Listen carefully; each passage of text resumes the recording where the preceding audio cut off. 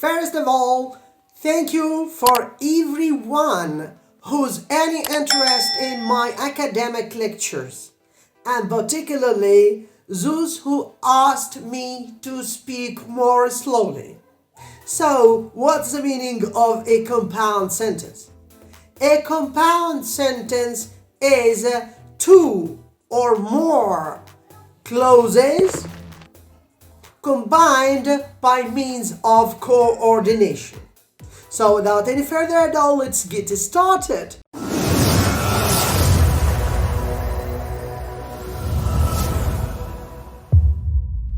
In the name of Allah, the most gracious, ever merciful. Hello everyone, nice to meet you again and welcome to an LT academic mini lecture in the easiest course to teach the most difficult English grammar. I remind you with the previous many lectures in which we firstly discuss the most importance of grammar in the study of a given language. Secondly, how is a sentence defined in different ways? And we briefly said that there are three ways to define a sentence: the notional definition, the formal definition, and the functional definition.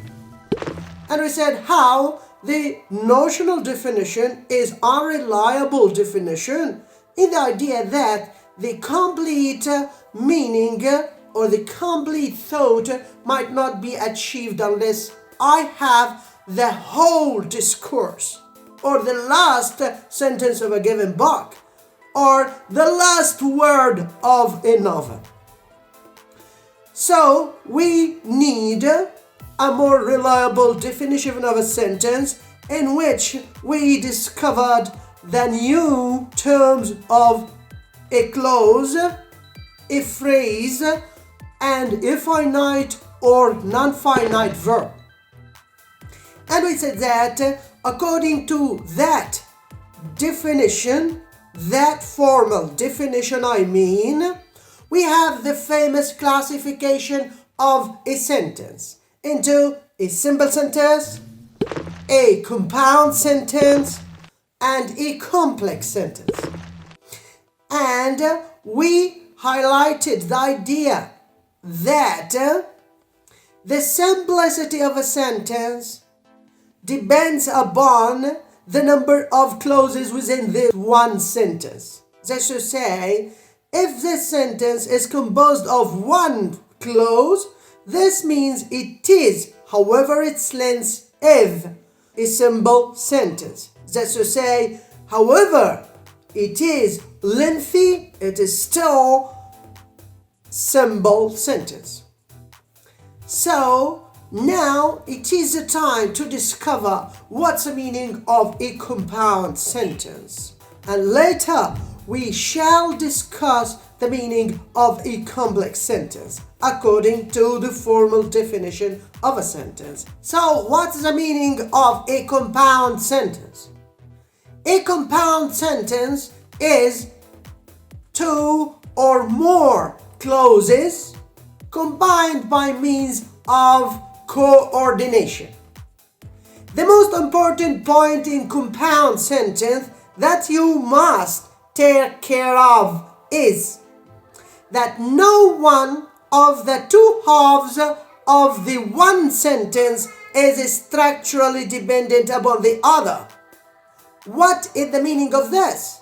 This means that if I delete any one of the two halves of the one sentence, no meaning would be damaged.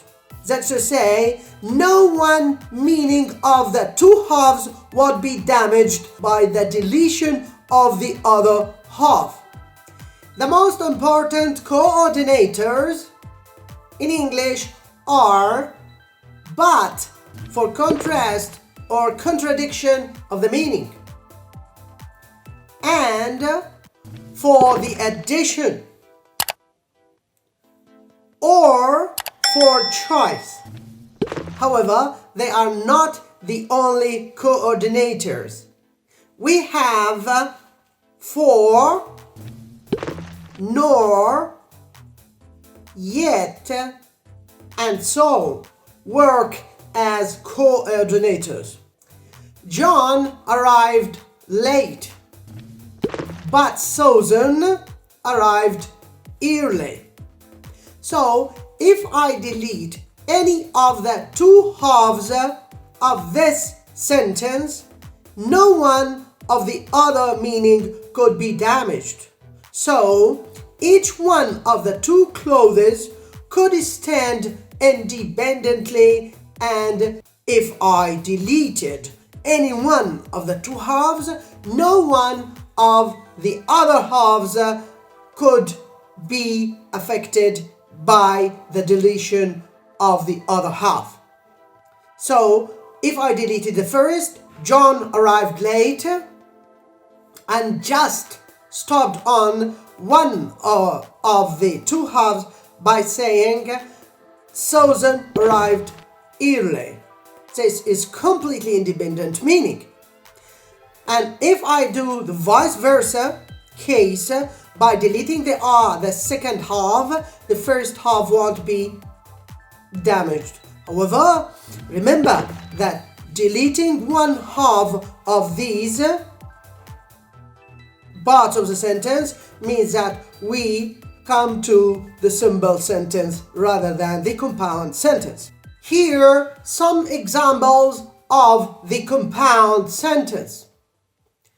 John arrived late, but Jack arrived early. I adore sporty cars, but I prefer to use the practical ones.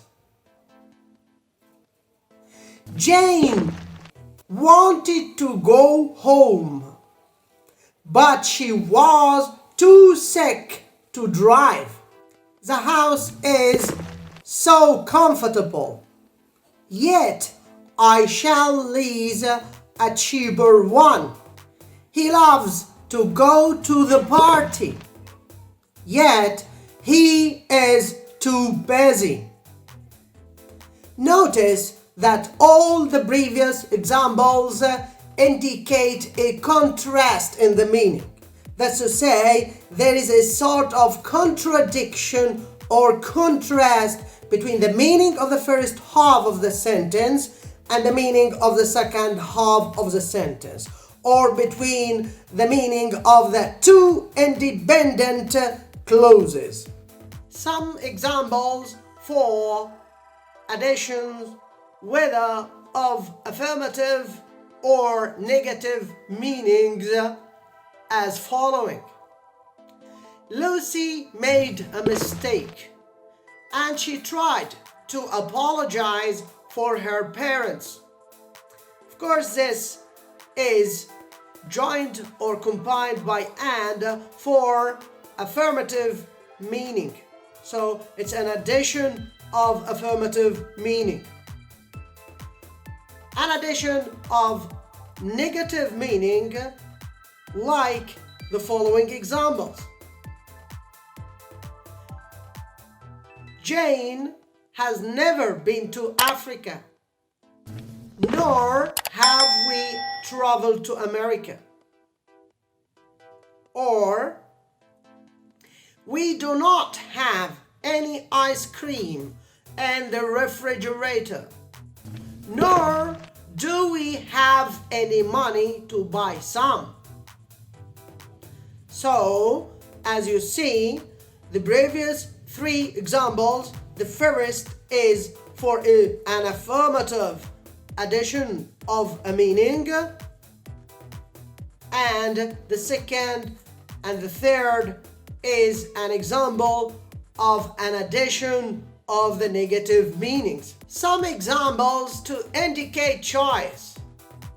You can read the book here in the library, or you can borrow it to read at home. Should Daisy start her class now, or should she wait for her students to get ready?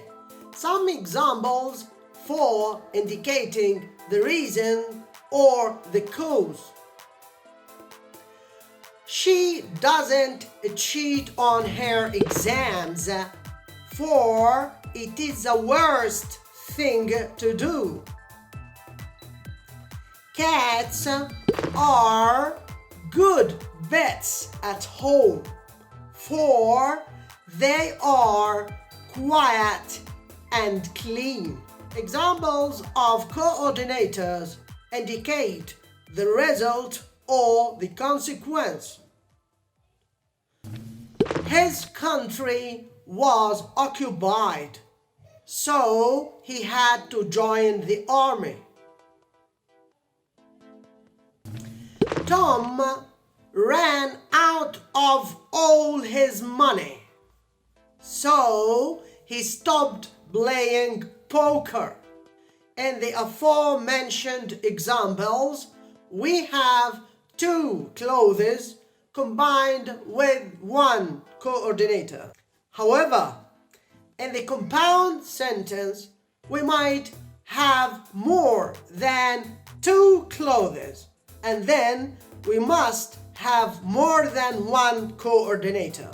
For example, Tom's father always gets up early, and Tom prepares breakfast, but they never leave for work together. So we have three clauses and two coordinators. The first clause, Tom's father always gets up early.